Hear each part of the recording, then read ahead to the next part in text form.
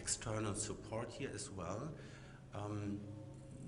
We need to think about certification. We have to think about aspects of acceptance, scale-up and implementation, adoption, and last but not least, a financial model behind it.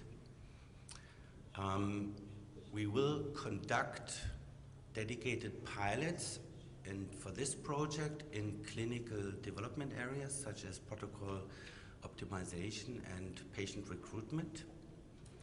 And we will conduct those studies to validate both the technical platform and the business model.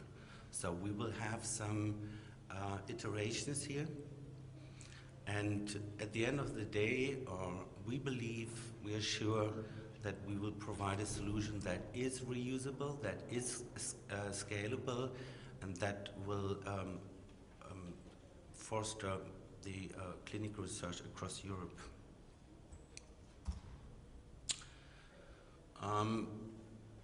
When we started, similar to what Dr. Harnisch mentioned before, we started also much earlier, 2 or 3 years ago. PHACTS was one of the first. I think we started with 3 companies, very small, 3-4 companies. We were very dissatisfied with the situation. We had a vision. We put the vision on a concept paper. We attracted 7 more pharmaceutical companies that nowadays is a success on its own. And we were able to manage through all the review steps. And last but not least, we were able to attract a very powerful academic consortium of 20 public partners, universities and institutions, plus 4 SMEs. And I think, from my point of view, one of the biggest achievements thus far is the spirit and the commitment we were able to create in this rather huge consortium. I think this is really a very critical point, which made the whole negotiation process relatively painless, I would say. And therefore, we also were among the first projects to kickstart early March. We have established different teams working on different work packages, while the advisory board and ethics committee, very important also for the EU, is being mobilized.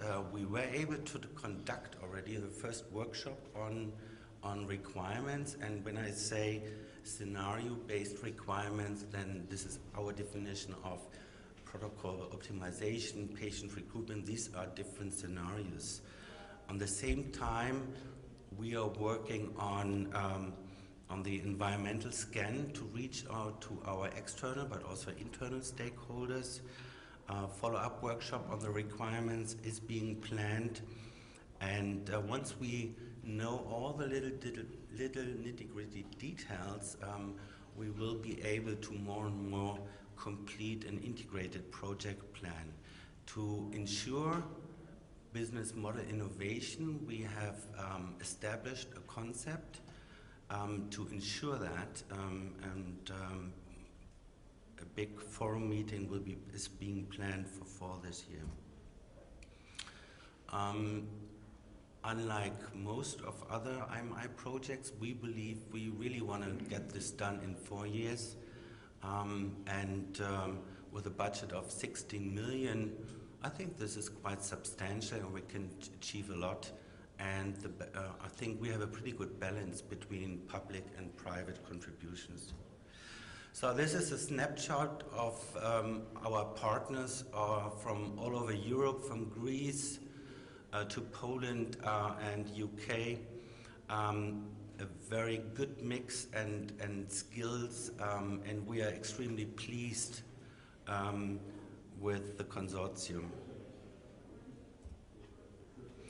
I'm sharing for you the contact address of the coordinator and the managing entity, and my own. It's almost not readable, but it's there. We have websites websites. We have own website, we're on IMI website, we have a fact sheet, we have a publication about the kickoff meeting, so a lot of information is available, and I'm happy to share this with you. Thank you for your attention. Are there any questions in the audience for Andreas or any of the other topics? Anthony?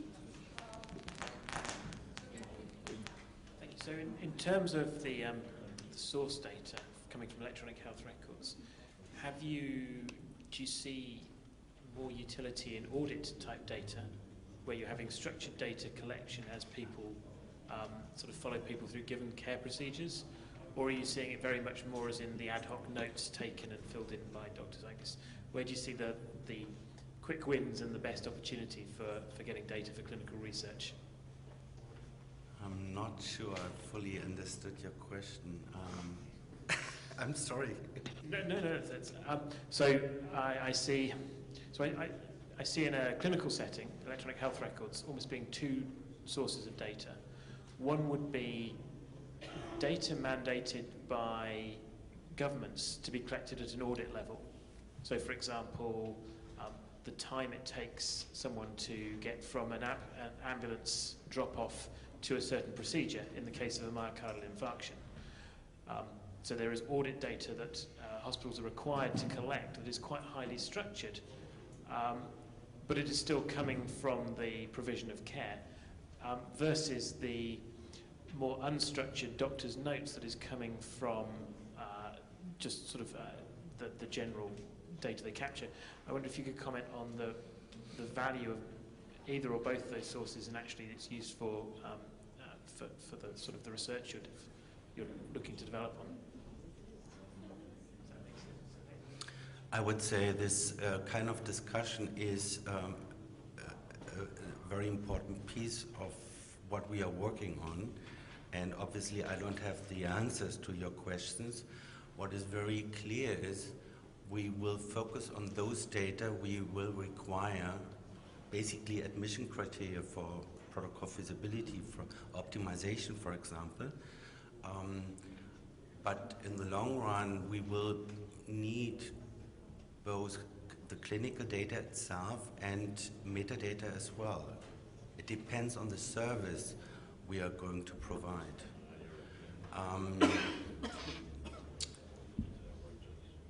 That would be my short answer.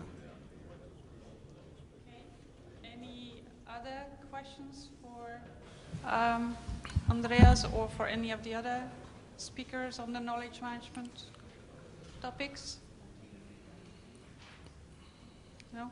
I'd like to make a final remark, by the way. I'm very pleased to see this upcoming IMI project that will be launched hopefully in June.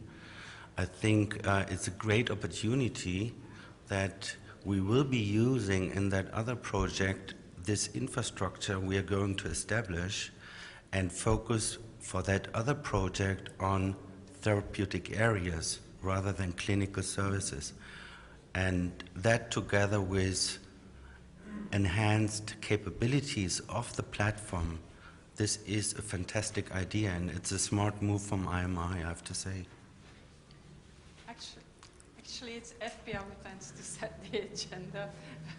Jointly. Who is things. So, yeah. So in terms of the first year, what are we... Yeah, well, obviously we are... see there, Andreas? Well, no effects, but we have clear deliverables for year one, and that includes, of course, the user requirement side. We will need to complete the environmental scan. We will have to work on the business model to make sure that we come up with an innovative and not just state-of-the-art concept, which is why we will involve high-profile experts from outside the project.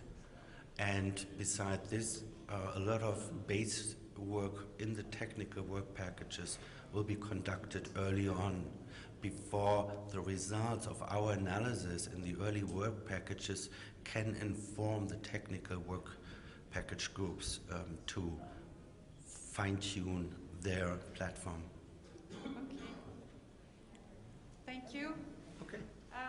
Thank you to the audience for being here, and I hope this has been meaningful and useful to you. Since we are running a bit late, what we decide is to have the next series of 3 talks, which will give you the vision of the founding members and of the scientific committee, and we will do the break immediately after. So we will start with the view of the European Commission, and as you know, the Directorate of Research became the Directorate for Research and Innovation, and Alain Van Vossel, who was actually the first director of IMI, interim director, will address us about this vision of the Commission about IMI and its future.